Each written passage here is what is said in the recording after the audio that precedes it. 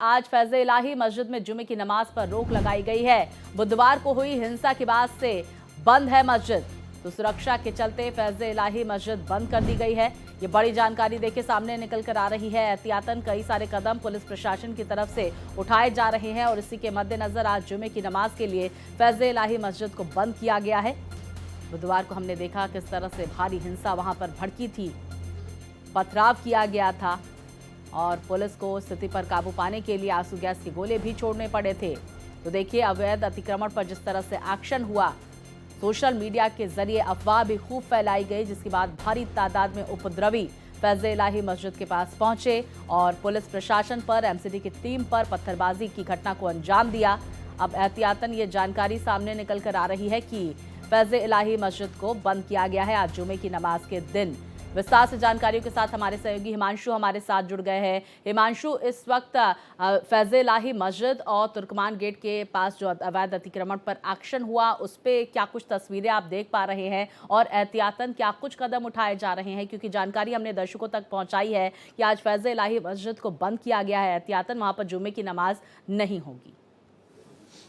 जी बिल्कुल, देखिए निश्चित तौर पर जिस तरीके से जो घटना हुई थी 6 तारीख को, जिसमें देखा गया था कि कैसे जब अवैध अतिक्रमण पर पुलिस ने कार्रवाई की तो किस तरीके से जो पथराव किया गया पुलिस के ऊपर, जिसमें 5 पुलिस वाले घायल भी हो गए थे। और अगर अभी बात करें फिलहाल क्या तस्वीरें हैं, तो आपको तस्वीरें दिखाएंगे किस तरीके से जो मस्जिद है ये देख सकते हैं तस्वीरों में कि किस तरीके से बंद है। बिल्कुल भी आपको देखिए कोई भी जो है आम पब्लिक वो आपको दिखाई नहीं देगी। लेकिन बड़ी बात क्या है कि यहाँ पर सुरक्षा बल के लोग जो है जवान वो आपको नजर आ रहे होंगे, सीआरपीएफ के जवान, दिल्ली पुलिस के जो जवान हैं वो आपको दिखाई दे रहे होंगे। लेकिन जिस तरीके से ये जो मस्जिद है फैज़े इलाही मस्जिद, उसको किस तरीके से बंद रखा गया है, सामने आप देखिए किस तरीके से। और ये जो मलबा यहाँ पर पड़ा हुआ था उसको भी देखिए हटा लिया गया है और ये पूरे रास्ते को भी देखिए बंद किया गया है। बैरिकेटिंग्स लगाई गई है, दिल्ली पुलिस की जो बैरिकेटिंग लगी हुई है। और वहीं ये जो पूरा रास्ता अंदर की ओर जाता है जहां से पथराव किया गया था, आप देख सकते हैं कैसे ये रास्ते को भी बंद किया गया है। दिल्ली पुलिस के जवान यहाँ पर तैनात है, सीआरपीएफ के जवान जो है किस तरीके से यहाँ पर अपनी ड्यूटी कर रहे हैं। तो देखिए जिस तरीके से सुरक्षा के चाक चौबंद व्यवस्था की गई है, दिल्ली पुलिस लगातार निगरानी कर रही है,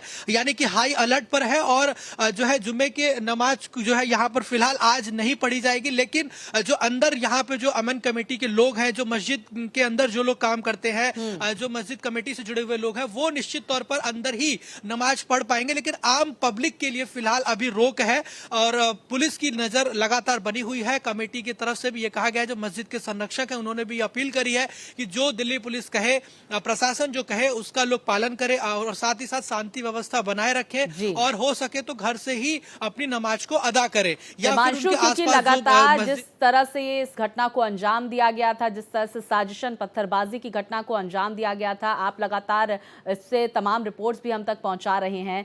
हम जरा समझने की कोशिश भी कर लेते हैं कि पुलिस प्रशासन का अब तक की कार्रवाई को लेकर क्या कहना है, किस तरह से ये पूरी अफवाह फैली, क्योंकि कई सारे लोगों की गिरफ्तारी भी हुई है जिनकी 13 दिन की न्यायिक हिरासत में जिन्हें भेजा भी गया है। एक यूट्यूबर सलमान, उसका भी नाम सामने निकल कर आ रहा है, जिसके कई सारे वीडियोस भी हमने सोशल मीडिया पर देखे हैं। अब क्या एक्शन लिया जा रहा है, क्योंकि 80 ऐसे लोग हैं जिन्हें पुलिस ने चिन्हित किया है।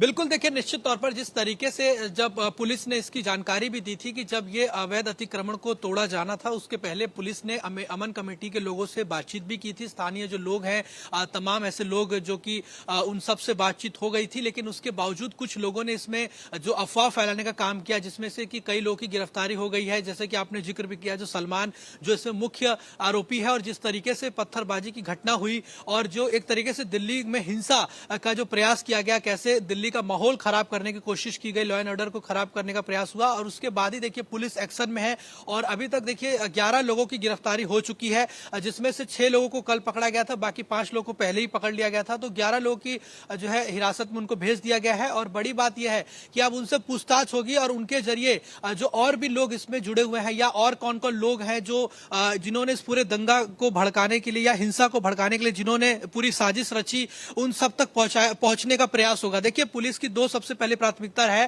पहली प्राथमिकता तो यह है कि शांति व्यवस्था बनी रहे, यानी कि जो लॉ एंड ऑर्डर है, कानून व्यवस्था, वो बिल्कुल सही ढंग से रहे, कोई किसी भी प्रकार की अफवाह ना फैले, लोग जो है शांति बनाए रखे। दूसरी, जो लोग इसमें दोषी हैं या जिन लोगों ने इसमें आग लगाने का काम किया उन तक पहुंचा जाए, क्योंकि मुख्य जो साजिशकर्ता जो पकड़ा गया अभी तक जो सलमान है, और इसके अलावा जो महिला और ऐसे कई लोग जो है जिन्होंने किस तरीके से अपने वीडियो बनाकर यूट्यूब पे सोशल मीडिया के जरिए तरह तरह की बातें कही, जिसके वजह से भीड़ यहां पर इकट्ठा हुई और लोगों ने पथराव किया। तो निश्चित तौर पर सबको पकड़ा जाएगा और ज्यादा से ज्यादा लोगों की इसमें गिरफ्तारी होगी, किसी को भी छोड़ा नहीं जाएगा। इसके लिए देखिए सीसीटीवी कैमरे की मदद ली जा रही है और जो बॉडी जो लगा होता है कैमरा, उसकी भी मदद ली जा रही है। साथ ही साथ बड़ी बात यह कि जिन लोगों को पकड़ा गया है उनसे भी पूछताछ होगी, उनसे उनकी मंशा को समझा जाएगा कि आखिरकार उनको कहां से ये जानकारी मिली कि मस्जिद को तोड़ना है या मस्जिद तोड़ी जाएगी, इस तरह के इनपुट उनको किसने दिए या कहां से उनको ये सब अफवाह फैलाई गई। तो वो सारे चीजों को जानकर या उसके पीछे क्या वो कोई बड़ी साजिश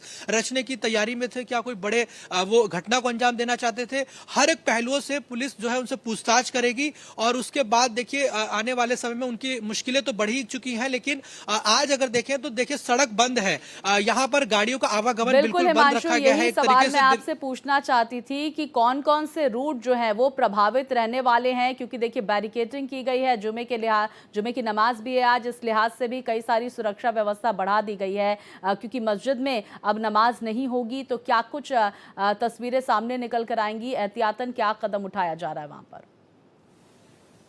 देखिए जिस तरीके से आज अतिरिक्त पुलिस फोर्स की तैनाती की गई है, और बड़ी बात यह है कि सीआरपीएफ के जवान है, आरएएफ जो है रैपिड एक्शन फोर्स के जवान है, दिल्ली पुलिस के जवान है। और बड़ी बात यह है कि जो सड़कों की अगर बात करें तो ये जो पूरी सड़क है, अगर बात करें ये पुरानी दिल्ली के लिए जो सड़क जाता है, या फिर अगर देखा जाए तो इधर से अगर देखें तो ये नई दिल्ली और अगर कनॉट प्लेस के लिए सड़क जाता है, तो जो यहाँ सड़क ये जो रोड तक पहुंचती है, जो ये मस्जिद है फैजे ये जो मस्जिद है इलाही फैजे इलाही जो मस्जिद है, यहां तक पहुंचने के लिए जो 3 से 4 सड़कें हैं उसको फिलहाल अभी रोका गया है, उसको बंद रखा गया है। लोग अपना रूट चेंज करके दूसरे सड़कों का प्रयोग कर सकते हैं। लेकिन बड़ी बात यह है कि जो अंदर का ये पूरा इलाका है जहां आम लोग रहते हैं, स्थानीय लोग जो रहते हैं, वहां पर भी फोर्स अंदर तैनात है, वहां पर भी पैरामिलिट्री की फोर्स है, आरएएफ के जो जवान है वो अंदर भी तैनात है। और लोगों को घरों से बाहर यानी कि बेवजह नहीं निकलने दिया जा रहा, बंद है। और सड़कों को देखिए ज्यादातर फोर्स सारी, और कोई भी बेवजह घर से बाहर नहीं निकलेगा, क्योंकि